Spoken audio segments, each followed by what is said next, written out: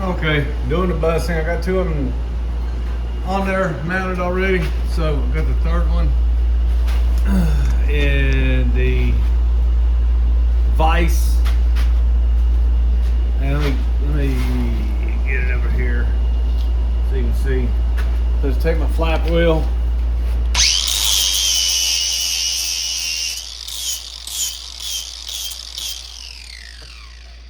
Just hit it a little bit to deburr both edges.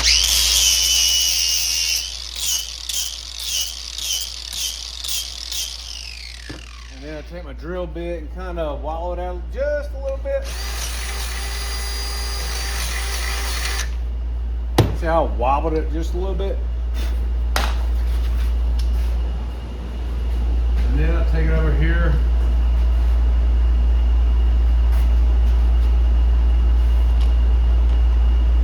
Put it on there.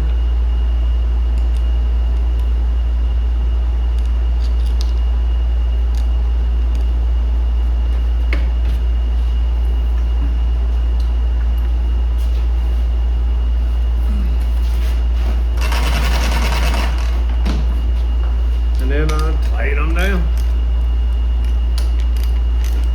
Snug it up a little bit. And then put the exact amount of torque that it requires to snug them down. That's a precise measurement of torque on these bus bars. As you can see, it was a precise measurement of torque.